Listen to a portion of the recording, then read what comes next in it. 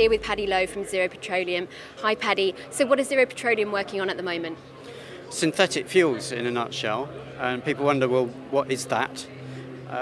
It's fuel, the fuels we know, gasoline, diesel, jet fuel, but not fossil, so not dug out of the ground, but literally made from scratch, so made from thin air. And you're going to ask me, how do you do that? So it's not magic, it's just chemistry really. But the simplest way to explain it, if you think when you run an engine, a jet engine or a car engine, what comes out the exhaust pipe primarily is carbon dioxide and water. Those are the products of combustion of the hydrocarbon fuel. Those go into the atmosphere. What we do, we gather them up again from the atmosphere, add in energy and reconstitute fuel, a hydrocarbon. So we're simply creating a circular process, an industrial carbon cycle you might say. And that's how you make fuel from thin air. And what did the coming years look like for sustainable fuel production? Well, very exciting really, and there's a lot of angst I think in the sector, and you know we have this very hot weather at the moment. You know, global warming is literally a hot topic, and you know people can get very depressed about the outcome. I think we can move a lot quicker, but we do know what we need to do. So you know we know how to make renewable energy.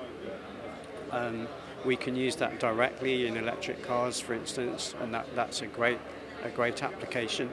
But there are many sectors. And aviation here at Farnborough Air Show, aviation is a very significant example where the weight of a battery is simply not viable for mainstream aviation or military aviation, where performance and range, endurance really matter. So a battery is at best 50 times heavier than its equivalent energy in a jet fuel. Even hydrogen is 5 times heavier once you put it in a heavy tank because it's a gas.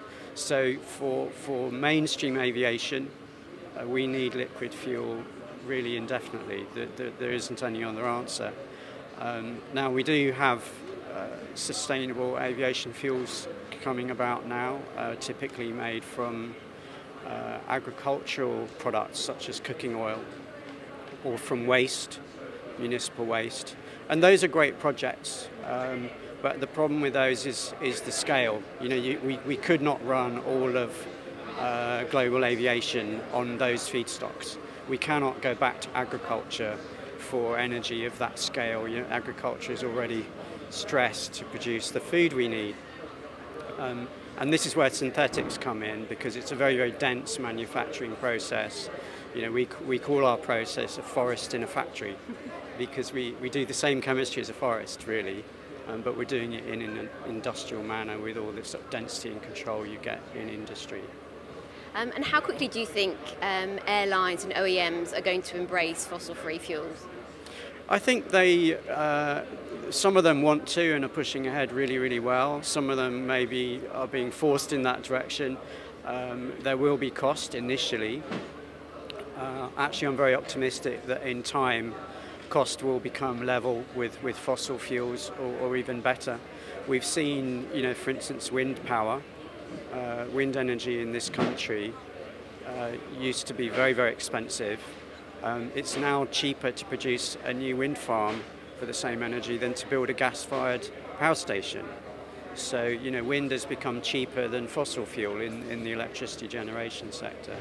So I'm optimistic actually that synthetic fuels will eventually be in a similar price.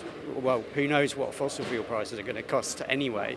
And the point is, with synthetic fuel, you can manufacture it in your own country, all under your control. So you control the price, you control the supply, because the only ingredients you need are sun, wind, and air and water. So you don't have to buy that from anyone. And what can airlines learn from the automotive industry when it comes to alternative fuel? I think they maybe will learn that how the market will respond to what has to be done. We've seen electric cars have been embraced now by many people purchasing going up and up every year. And I think in the airline sector, the public, they want to travel, they want to fly, but they also want to feel they're doing the right thing. So I think if there's a little bit of price initially around taking the energy in the right direction, I think that will be well tolerated.